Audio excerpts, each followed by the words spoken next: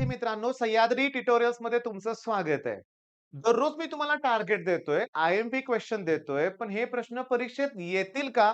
असा प्रश्न तुम्हाला कधीतरी पडला असेल किंवा मनात थोडीशी भीती असते बरं का, की करतोय, पण हेच प्रश्न येतील ना? तर मी तुम्हाला सांगतो, ते सोडून दुसरे प्रश्न येणारच नाहीयेत.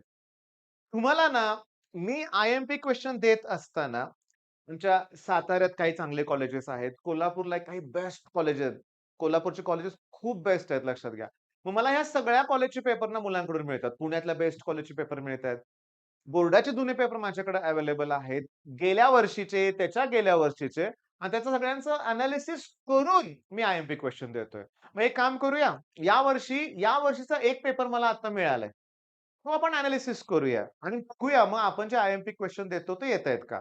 मग तुम्हाला आजचं टार्गेट तेच आहे. मी हा पेपर बघा, आय-एम-पी क्वेशन्स आपण दिलेले त्यात आहेत का? पण माझं टार्गेट वेगळं आहे. माझं टार्गेट असं आहे, की एम-सी-क्यू मध्ये 3 न्यूमेरिकल तर असतात. आता त्याच्यात आहेत की नाहीत मला माहीत नाही. पण असतात बोर्डच्या पेपरमध्ये. व्ही-एस-ए मध्ये 1 न्यूमेरिकल असतं. झाले का 4? सेक्शन बी मध्ये 5 न्यूमेरिकल असतात. सेक्शन सी मध्ये सुद्धा 5 न्यूमेरिकल असतात. 10 झाले म्हणजे 14 झाले. सेक्शन डी मध्ये आय थिंक 2 ते 3 न्यूमेरिकल असतात.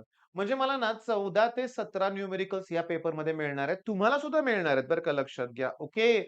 मग तुम्ही काय करा, आपल्याला याची पी मी तुम्हाला देता येते का बघतो. डिस्क्रिप्शनमध्ये याची मी पी तुम्हाला प्रोव्हाईड करेन बरं का. आपल्याला काय करायचंय, मला सगळ्यांचे फॉर्म्युले हवेत. हा तुमचा टार्गेट आहे. मला प्रत्येक प्रश्नाचा न्यूमेरिकलचा फॉर्म्युला हवाय. पण मी जे प्रश्न तुम्हाला आता देतो ना, ते बघा ना तुम्ही आता हा पेपर आहे बरं का. ओके. 70 मार्काचा पेपर त्यांनी घेतलाय. म्हणजे सेमेस्टर आहे पण 70 मार्काचा पेपर आहे बरं का लक्षात घ्या. आता आपण सेक्शन डी पासून सुरुवात करूया. सेक्शन डी मध्ये बघा जो प्रश्न दिसतोय का तुम्हाला? Draw a neat label diagram of perfectly black body. मी तुम्हाला सांगू का? दिलाय मी. तुम्ही शोधा. मी जे आय-एम-पी क्वेशन दिलेत ना, त्यात परफेक्टली ब्लॅक बॉडीची डायग्राम आहे. वॅन डी ग्राफ जनरेटरची डायग्राम आहे. त्याच्यानंतर तुम्हाला सांगतो सिंपल पेंडुलमची डायग्राम आहे. किंवा एकदा टार्गेट देताना मी तुम्हाला सगळ्या डायग्रामच काढायला लावल्या होत्या, की ज्याच्यात फोर्सेस ॲक्ट होतायत. फोटो इलेक्ट्रिक इफेक्टची एक डायग्राम इम्पोर्टंट आहे बरं का बाळांनो. आली का डायग्राम 2 मार्काला. हे न्यूमेरिकल. ओके. आता मी तुम्हाला सांगतो, हा व्हिडिओ इथेच पॉज करा आणि याच्यामध्ये इथे एक न्यूमेरिकल दिसतंय, इथे एक न्यूमेरिकल दिसतंय, इथं एक न्यूमेरिकल आहे. 3 न्यूमेरिकल्स आहेत 2-2 मार्काचे. फॉर्म्युले तुम्ही लिहून दाखवा मला. ओके. पण इथं या सेक्शन डी मध्ये ना ते दिसतायत ना प्रश्न, इथं डायग्राम आले 2 मार्काला, इथं डेफिनिशन 2 मार्काला आलेत. Range of molecular attraction, sphere of influence. Okay. त्याच्यानंतर हे जे न्यूमेरिकल्स आहेत, फार अवघड नाहीये. टेलिस्कोप. पण तुम्ही पुस्तक उघडा, फॉर्म्युले शोधा. ओके. आता सेक्शन डी मी तुम्हाला एक्सप्लेन केलं. आय-एम-पी क्वेशन्स आलेत. Odd harmonics. मी तुम्हाला सांगू का? पाईप ओपन, पाईप क्लोज आणि व्हायब्रेशन ऑफ स्ट्रिंग. हे 3 मोस्ट इम्पोर्टंट आहेत. किंवा फॉर्मेशन ऑफ स्टेशनरी वेव्ह हा एक प्रश्न आहे. या 4 पैकी एक प्रश्न म्हणजे थोडक्यात न्यूमेरिकल तर येईल, नाहीतर हे डेरिव्हेशन राहील. हे kinetic potential total energy particle performing S-H-M oscillation मधला इम्पोर्टंट आहे. व्हिडिओ तयार आहे. ऑसिलेशन आणि रोटेशनलचे जवळ प्लेलिस्ट चेक करा. 8-9 व्हिडिओ आहेत माझे YouTubeवर. व्हाईट बोर्डवर शिकवलंय बरं का. आणि बेस्ट व्हिडिओ आहेत. आता सेक्शन सी कडे जाऊया बरं का आपण. सेक्शन सी मध्ये बघा, डिफाइन आयसोथर्मल, आयसोबारिक आणि आयसोकोरिक प्रोसेस इन थर्मोडायनामिक्स. काय सोपं आहे सांगा बघू. पण थर्मो आपलं ठरलंयच ना, की थर्मो म्हणजे की definition. Mechanical equilibrium, thermal equilibrium, chemical equilibrium, intensive property, extensive property, enthalpies. Okay. त्याच्यानंतर ह्या 3 डेफिनिशन आहेत आणि अजून सुद्धा डेफिनिशन्स आहेत. फर्स्ट लॉ, सेकंड लॉ त्याच्यात आहेत की नाही? लॉ पण आहेत. म्हणजे थर्मोडायनामिक्स म्हणले की डेफिनेशन. आता इथं पिरियड हे सिंपल पेंडुलम न्यूमेरिकल आलंय. पुस्तकातलंच न्यूमेरिकल आहे. पुस्तकातलंच न्यूमेरिकल आहे लक्षात घ्या. पिरियड 10% ने इन्क्रीज केल्यानंतर when its length is increase by 21% find initial length आणि इनिशियल पिरियड असं ते विचारतायत. Okay. T proportional to root L लक्षात घ्या. टर्मिनल व्हेलॉसिटी फॉर्म्युला पाहिजे मला. Motorcyclist describing circle, angle of banking, coefficient of friction पहिल्या टॉपिकमध्ये आहे.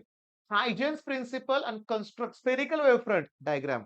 स्फेरिकल वेव्हफ्रंट, प्लेन वेव्हफ्रंट, पुन्हा रिफ्लेक्शन, रिफ्रॅक्शन हे 4 डायग्राम एका जवळच्या पेजवर आहेत लक्षात घ्या. मूव्हिंग कॉइल गॅलॉनमीटर आहे. ठीक आहे, हे जाऊ दे. डेरिव्हेशनचा पार्ट मला नको आहे लक्षात घ्या. बरं, आता सेक्शन सी मध्ये इथं पॅरलल ॲक्सिस थेरम आणि मी तुम्हाला सांगू का, हे जे पॅरलल ॲक्सिस थेरम जे काय आहे की नाही बाळांनो, याचं प्रूफ मी दिलंय. खूप इम्पोर्टंट आहे बरं का. जरा हा प्रश्न केला पाहिजे. बऱ्यापैकी 4-4 मार्काला सुद्धा विचारतायत. ओके. मग सेक्शन सी मध्ये पण 3 मार्काच्या जर डेफिनिशन होत्या. ओके. डायग्राम 1-2 ठिकाणी होत्या. म्हणजे हे पण बऱ्यापैकी अटेम्प्ट होतंय की नाही? पण मी तुम्हाला सांगतो आता सेक्शन बी बघा ना, सेक्शन बी मध्ये जर नीट तुम्ही जर बघितलं, तर नीट लक्ष द्या. बघा प्रश्न मी सांगतोय. किर्चॉफ्स करंट लॉ आणि व्होल्टेज लॉ. हां, लॉ तर आपण दिलेत. त्याच्यानंतर तुम्हाला सांगतो draw van de Graaff generator हा पेपरच इम्पोर्टंट आहे. त्यातले सगळे प्रश्न आय-एम-पी आहेत बरं का बाळो. Van de Graaff generator diagram. Define interference आणि टाइप ऑफ इंटरफरन्स. डेफिनिशन परत आहे. Law of conservation of angular momentum. त्याच्यानंतर Newton's law of viscosity. Differential equation of linear SHM. ऑसिलेशनचा स्टार्ट आहे तो. Differential equation of linear SHM. सोपाच paper आहे. 10-15 मार्काचा तर आरामात होणार आहे. पण मला तुमच्याकडून हवं आहे काय बघा. इथं एक दिसतंय मला 1, 2, ओके, 3, 4 आणि 5. हे ना खूप बीटचं ना इतकं सोपं आहे ना 11th स्टँडर्डचा प्रश्न आहे तो. ओके. तुम्हाला इथं लॅम्बडा 1, लॅम्बडा 2 दिलंय. ओके. बघा नीट बघा लॅम्बडा 1 मोठा आहे डिव्हाइड बाय 170 म्हणजे मोठा आहे. लॅम्बडा 2 लहान आहे. याचा अर्थ N1 लहान असणार आहे, N2 मोठा असणार आहे. मग N2 मायनस N1 म्हणजे बीट्स. ओके 8. मग N2 equals to 8 plus N1. पण थांबा. न्यूमेरिकल्स, वेव्ह मोशन कुठला टॉपिक आहे बघा? सुपरपोजिशन ऑफ वेव्हज मधले आहेत ना? YouTubeवर सर्च करा. हे पण न्यूमेरिकल मी सॉल्व्ह करून दिलेले आहेत. पुस्तकातलेच आहेत बरं का. म्हणजे सेक्शन बी इझी होता. आता सेक्शन ए मध्ये व्ही-एस-ए मुलांना प्रॉब्लेम वाटतो. Define potential gradient V by L. Okay, K equals to V by L. त्याच्यानंतर state the formula for end correction in resonance tube. Formula, definition, classification, त्याच्यानंतर define perfectly black body, equation म्हणजे परत फॉर्म्युलाच विचारलाय आणि हे एक न्यूमेरिकल. ओके. एक्सेलरेशन दिलंय, डिस्प्लेसमेंट दिलंय, अँग्युलर व्हेलॉसिटी विचारलंय. एक्सेलरेशनचा फॉर्म्युला असतो ओमेगा स्क्वेअर एक्स. एक्सेलरेशन दिलंय omega square square root omega विचारले ते लक्षात घ्या आणि डिस्प्लेसमेंट दिलेले आहे. तर सोपं आहे. बरं आता मी तुम्हाला काय बोलतोय, की एम-सी-क्यू मध्ये सुद्धा बरं का हे जे टिक मार्क केलेत ना, त्या मुलांना केलेत बरं का. सगळी काही बरोबर उत्तरं नाहीयेत बरं का लक्षात घ्या. सांगा ना, एमिटरचा रेझिस्टन्स हाय नसतो. एमिटरचा रेझिस्टन्स जर हाय असता, तर त्याला सीरीजमध्ये कसं जोडलं असतं? आठवा एमिटर सर्किटमध्ये सीरीज अरेंजमेंटमध्ये जोडतात आणि व्होल्टमीटर पॅरलल मध्ये जोडतात. का माहितीये का? कारण व्होल्टमीटर रेझिस्टन्स खूप जास्त असतो. मग आयडियल व्होल्टमीटरचा रेझिस्टन्स किती असतो? असं विचारतील. आहे की नाही? इम्पोर्टंट इम्पोर्टंट एमसीक्यू आहे. हे करायचंय तुम्हाला. सायक्लोट्रॉन ना पॉझिटिव्हली चार्ज्ड पार्टिकलला ॲक्सेलरेट करतो. मग यात जो पॉझिटिव्ह नाहीये, त्याला तो ॲक्सेलरेट करू शकत नाहीये. सिंपल आहे. मग आता आजचं टार्गेट मोठं आहे. हे सगळे प्रश्न अँगल ऑफ कॉन्टॅक्ट विचारलंय. Angle between centripetal acceleration radius vector. हे काय बरोबर उत्तर सगळीच उत्तर बरोबर नाहीयेत बरं का लक्षात घ्या. पण आता मला सांगा, हा पेपर बघून मला तर सोपा वाटला.